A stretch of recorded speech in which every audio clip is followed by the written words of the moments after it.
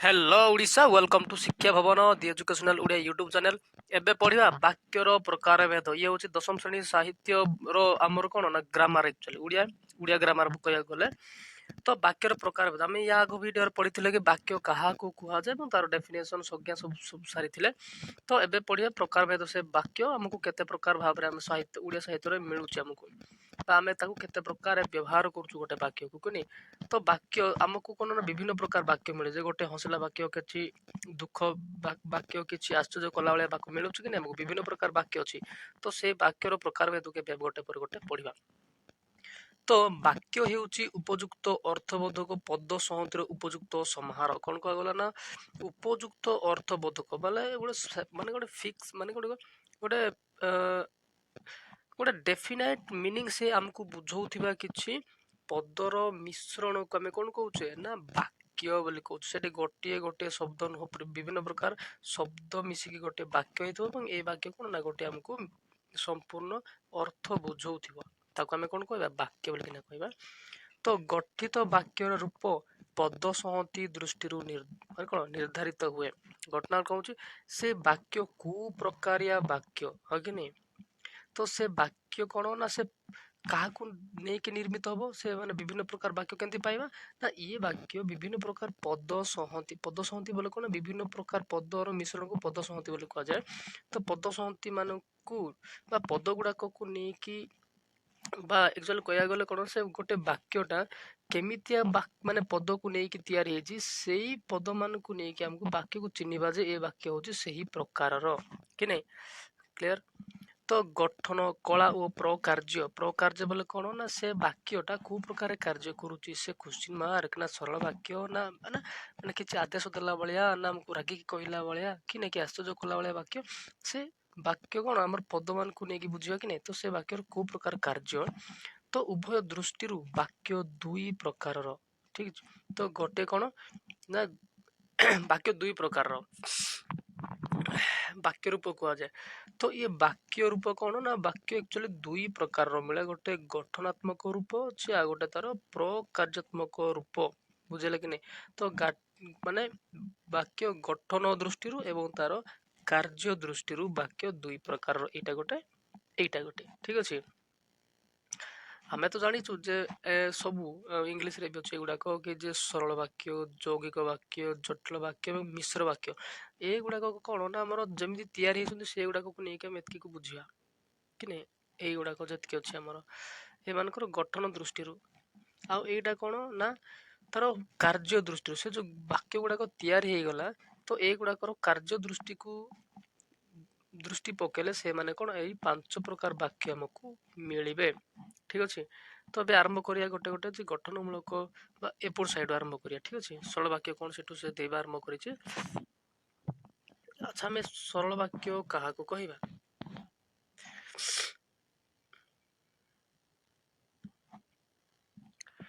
सरल वाक्य गोवर्धन दरिद्र मानकर सेवा करती नमिता को तांको घर लोक भल पाती माने केमिति चिन्हिबा एटा गोटे सरल वाक्य या यौगिक वाक्य कि नै। तो देखते से कौन उल्लिखित वाक्य दुईटे ए दुईटी एग्जांपल रे सेवा करती एवं भल पाती होची गोटे गोटे कौन समापिका क्रिया ए कौन ना सेवा करती आ भल पाती कौन कहला से समापिका क्रिया केतले हमें जानिबा कि जेतेबेले गोटिए वाक्य रे एटा गोटे वाक्य कि नै। तो जेतेबेले गोटे वाक्य रे गोटे कार्य सरी थिबार सूचना मिले सेवा करती आ किसी लेखिया को रहिला कि नाही से कौन कहला सेवा करती किए ना गोवर्धन काहाकू ना दरिद्र मानकर सेवा करती आ भल पाती किए घर लोके काहाकू नमिता को एमती माने वाक्य शेष होबार संभावना जो देखा जाए सेठी आमे कोन ताकू समापिका क्रिया बा ए कार्य एठे सरुची बोलकिबा कार्य सरीबार संदेश हमको ला वाक्यर शेष रे मिलुची ताकू आमे कोन कहबा समापिका क्रिया काने एटा गोटे क्रिया कर्म कि नै।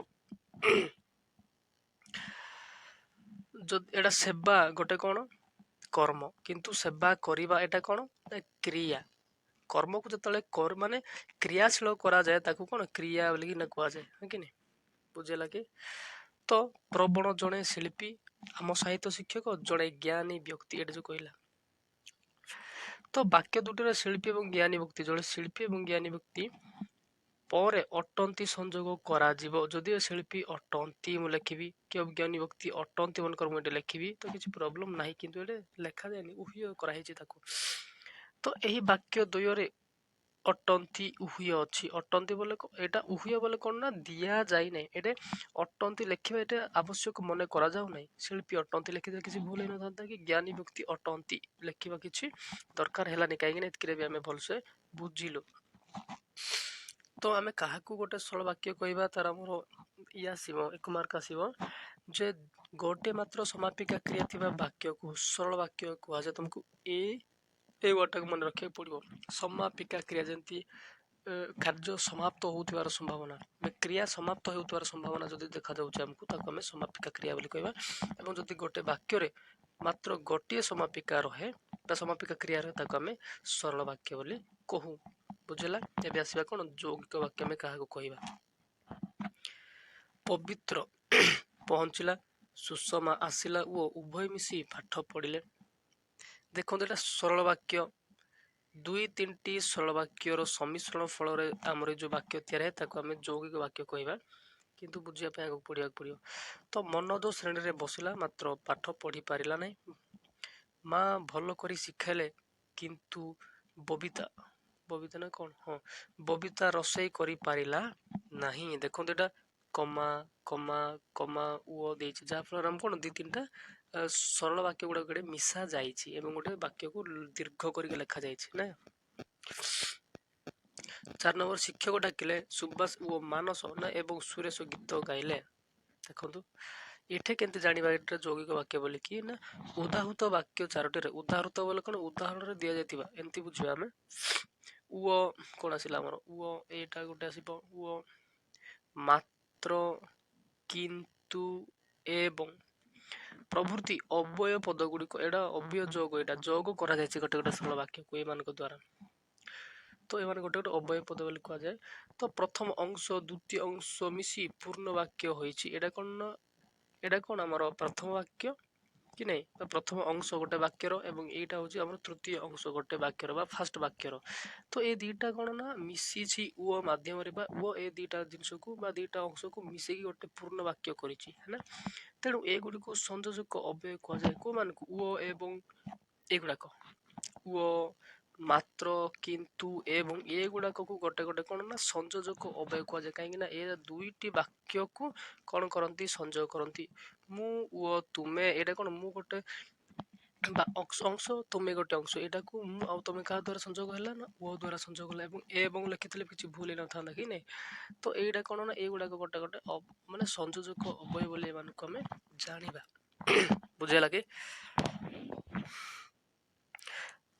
ଏହି ଧରଣର ଅବ୍ୟୟ ପଦ ଯୌଗିକ ବାକ୍ୟ ଗଠନରେ ସହାୟକ କରିଥାନ୍ତି। କେଉଁମାନେ, ସଂଯୋଜକ ଅବ୍ୟୟ ଯୋଉ ଆମେ କହୁଛେ, ଓ ଏବଂ କିନ୍ତୁ, ତୁମେ ନା, ଏଗୁଡାକ ସବୁ ମାତ୍ର, ଏଗୁଡା ଗୋଟେ ଗୋଟେ ସଂଯୋଜକ ଅବ୍ୟୟ। ଆଚ୍ଛା, କାହାକୁ କହିବା ଯୌଗିକ ବାକ୍ୟ? ତାହେଲେ ଆସିବ ଡେଫିନେସନ, ପରସ୍ପର ନିର୍ଭରଶୀଳ ଦୁଇ ବା ତତୋଧିକ ସରଳ ବାକ୍ୟର ସମାହାର। କଣ କହିଲା ସେ, ଦୁଇ ବା ତତୋଧିକ, ଆଗ କଣ ନା ସରଳ ବାକ୍ୟ ମିଶିଥିବେ ତେବେ ଯେ ଯୌଗିକ ବାକ୍ୟ ହୁଏ। ଆମେ ଏଟା ବିଜ୍ଞାନର ବି ପଢିବା କି ନାଇଁ। ତ ସରଳ ବାକ୍ୟ ସମାହାର, ସମାହାର ବୋଲେ କଣ ନା ମିଶିଥିବେ ଯୋଉଠି ନା, ସମାହାର ଯୋଗୀ ଗଠିତ ବାକ୍ୟକୁ ଆମେ କହିବା ଯୌଗିକ ବାକ୍ୟ। ଏଇଟା କଣ ହେଇଛି ଆମର 2-3ଟି ସରଳ ବାକ୍ୟ ଯାକ ମିଶିଛି, ଏଇଟା ଗୋଟେ ସରଳ ବାକ୍ୟ, ଏଇଟା ଗୋଟେ ସରଳ ବାକ୍ୟ, ଏଇଟା ଗୋଟେ ସରଳ ବାକ୍ୟ କି ନାଇଁ। ଏମିତି ଏଇଟା ଗୋଟେ ସରଳ ବାକ୍ୟ ଏବଂ ଏଇଟା ଗୋଟେ ସରଳ ବାକ୍ୟ କାହା ଦ୍ଵାରା ମିଶିଛି, ଆମ ସଂଯୋଜକ ଅବ୍ୟୟ ମାନଙ୍କ ସହଯୋଗରେ ମିଶିଛି, ଏବଂ ଏଇଟା ଗୋଟେ କଣ ଆମର ଦୀର୍ଘ ବାକ୍ୟ ହେଇଛି, ଯାହାକୁ ଆମେ ଯୌଗିକ ବାକ୍ୟ ବୋଲି କହିବା। ଠିକ ଅଛି, ତମକୁ ଡେଫିନେସନରେ ପଚାରିବ ଆମର ହେଲା, ଡେଫିନେସନ ଯୌଗିକ ବାକ୍ୟ କାହାକୁ କୁହାଯାଏ। ଅବଶ୍ୟ ବେଶୀ ପଡେନି, କିନ୍ତୁ ସରଳ ବାକ୍ୟ ପ୍ରାୟ ପଡିଥାଉଛି ଆମର ଏକ୍ସାମ ରେ। ଏବେ ପଢିବା ଜଟିଳ ବାକ୍ୟ ଆମେ କେମିତି ଚିହ୍ନିବା। ଅଜା ଯେତେବେଳେ ଘରେ ପହଞ୍ଚିଲେ, ଦେଖନ୍ତୁ ଏଟା ଯେତେବେଳେ ସେତେବେଳେ ଟିକେ ବଡ ବଡ ଲାଗୁଛି। ସେତେବେଳେ ଘରେ ରତନ ନଥିଲା। ନେକ୍ସଟ, ବାପା କେବେ ଆଶା କରିନଥିଲେ ଯେ ସନାତନ ଶ୍ରେଣୀରେ ପ୍ରଥମ ହେବ। ଦରକାର ସମୟରେ ଯେ ସାହାଯ୍ୟ କରେ ତାକୁ ଉପଯୁକ୍ତ ବନ୍ଧୁ କୁହାଯାଏ। କାଲିର କାମ ଯଦି ଆଜି କରୁଛ, ତେବେ ଆଜିର କାମ ଏବେ କର। ସେତେବେଳେ, ହଁ ଏବେ ଆସ ଦେଖ, ସେତେବେଳେ ରତନ ଘରେ ନଥିଲେ, ଏଇ ଯୋଉ ଲାଷ୍ଟ ପାର୍ଟଟା ହେଇଲା, ହଁ କି ନାଇଁ। ଏଇଟା ହଉଛି ପ୍ରଧାନ ବାକ୍ୟ। ଅଜା ଯେତେବେଳେ ଘରେ ପହଞ୍ଚିଲେ, ଏଇଟା ଅପ୍ରଧାନ ବାକ୍ୟ। ଆମକୁ କଣ ନା ଫିକ୍ସ ମାନେ କଣ ଏଇଟା ଧ୍ୟାନ ଦେବାକୁ ପଡିବ କି ନାଇଁ, ଯେ ପ୍ରଧାନ ବାକ୍ୟ କୋଉଟା। ସେତେବେଳେ ରତନ ଘରେ ନଥିଲା ବା ସେତେବେଳେ ଘରେ ରତନ ନଥିଲା। ଆଉ ନେକ୍ସଟ କଣ କହୁଛି, ସନାତନ ଶ୍ରେଣୀରେ ପ୍ରଥମ ହେବ।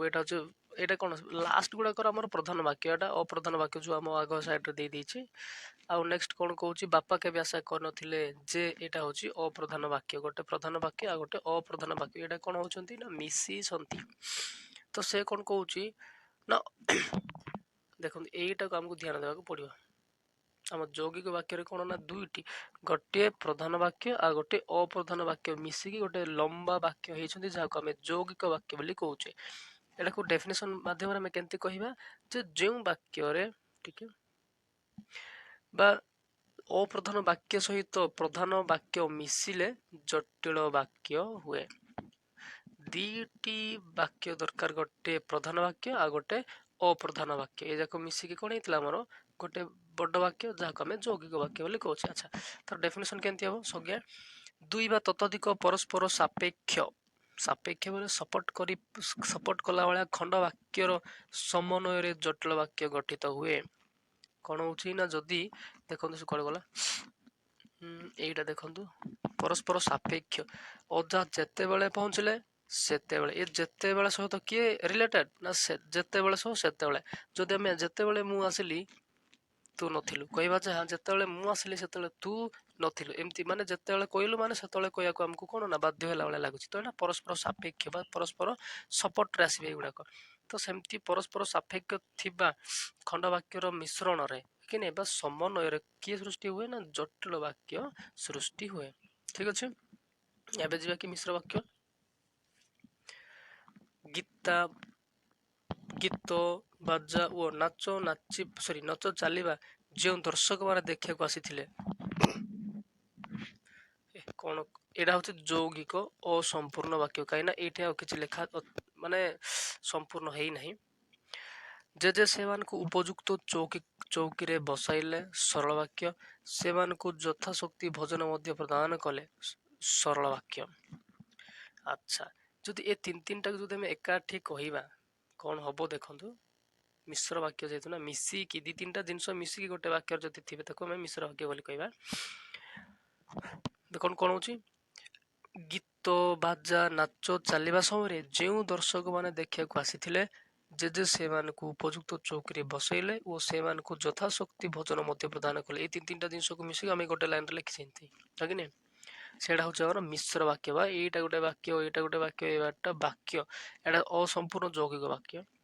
ସରଳ ବାକ୍ୟ, ଦିଟା ସରଳ ବାକ୍ୟ ଆଉ ଗୋଟେ ଅସମ୍ପୂର୍ଣ୍ଣ ଯୌଗିକ ବାକ୍ୟକୁ ମିଶେଇକି ଆମେ କଣ ଯୋଉ ବାକ୍ୟ ବନେଇଲେ ତାକୁ ଆମେ ମିଶ୍ର ବାକ୍ୟ ବୋଲିକି କହୁଛେ। ଠିକ, ତ ଡେଫିନେସନ କେମିତି କହୁଛେ ନା, ଯେ କୌଣସି ପ୍ରକାର ବାକ୍ୟର ସମନ୍ୱିତ ରୂପ ବୋଲି ମୁଁ କଣ କହିଥିଲି ନା, ଯେମିତିଆ ଦି ତିନିଟା ବାକ୍ୟକୁ ଯଦି ଆମେ ଏକାଠି ଲେଖିଦେବା ତାକୁ ଆମେ କଣ କହିବା, ମିଶ୍ର ବାକ୍ୟ ବୋଲି କହିବା।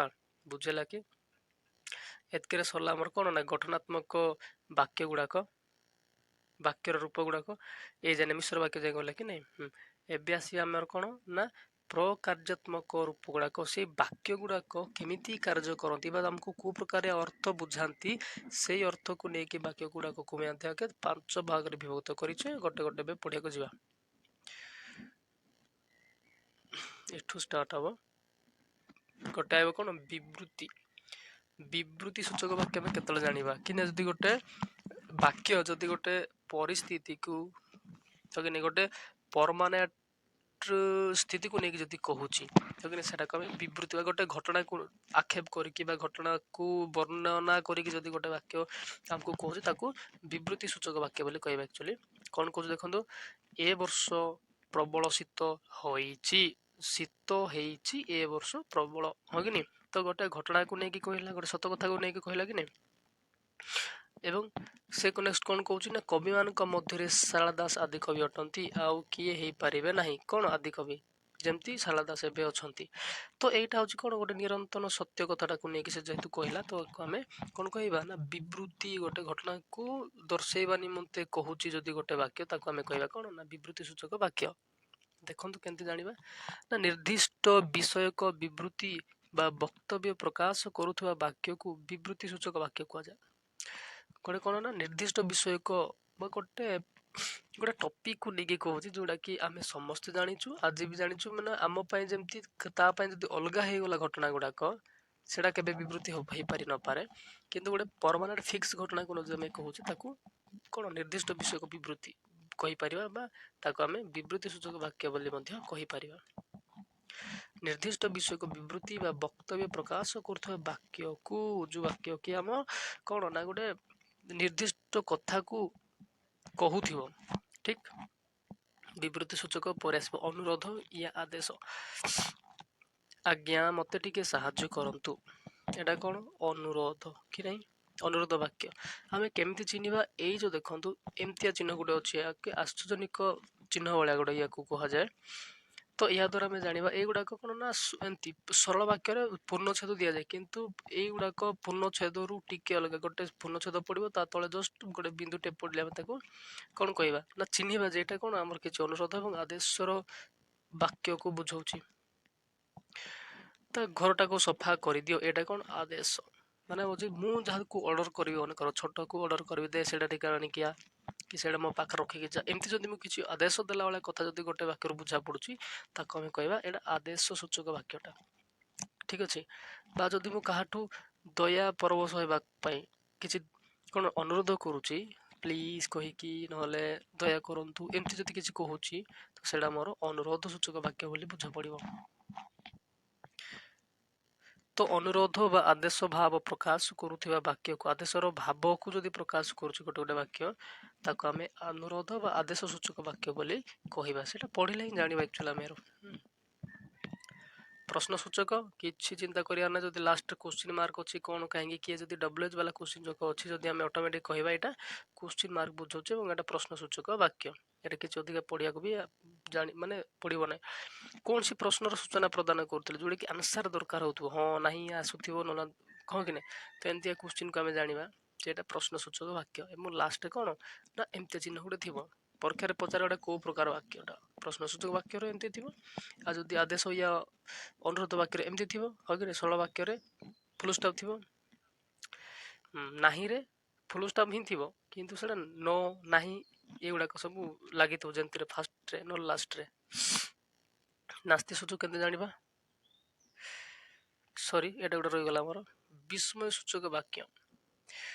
ବାପା ଏତେ ଟଙ୍କା ଦେଲେ, ଏମିତିଆ ବାପା ଏତେ ଟଙ୍କା ଦେଲେ ଏମିତି ପଢାଗଲେ ସେ କେବେ ବିସ୍ମୟ ସୂଚକ ହେବନି। ଗୋଟେ ଡରିଲା ଭଳିଆ, ଆଶ୍ଚର୍ଯ୍ୟ, ଗୋଟେ ସରପ୍ରାଇଜ ଦେଲା ଭଳିଆ ବାକ୍ୟଟାକୁ ଆମେ କେମିତି ଚିହ୍ନିବା ନା ତାର ପଢିବାର ଷ୍ଟାଇଲ ହିଁ ଅଲଗା ଥାଏ।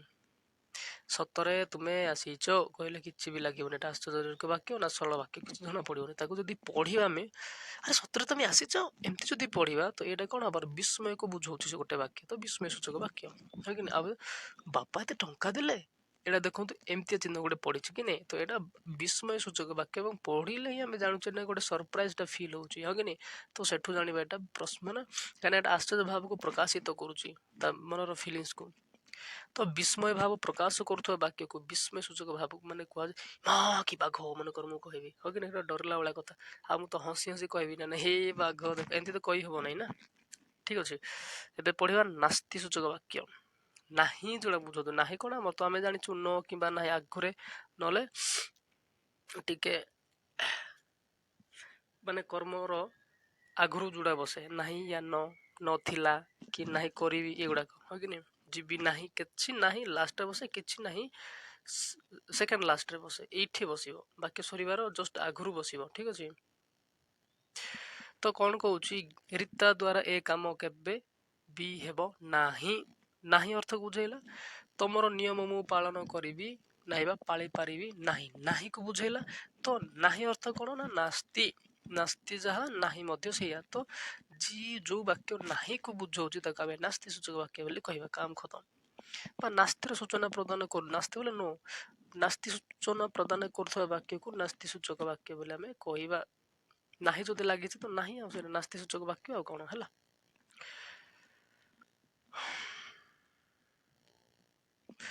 ବାକ୍ୟର ରୂପାନ୍ତର ଆମେ ଅଲଗା ଭିଡିଓରେ ଆଣିବା, କାହିଁକିନା ଏଟା ଟିକେ ଜଷ୍ଟ ଲମ୍ବା ହବ। ତ ଆଇ ହୋପ କି ଏ ପାଠଟା ନିହାତି ବୁଝା ପଡିଥିବ, ଆଶା କରୁଛି ଭଲ ଲାଗିଥିବ। Thank you so much.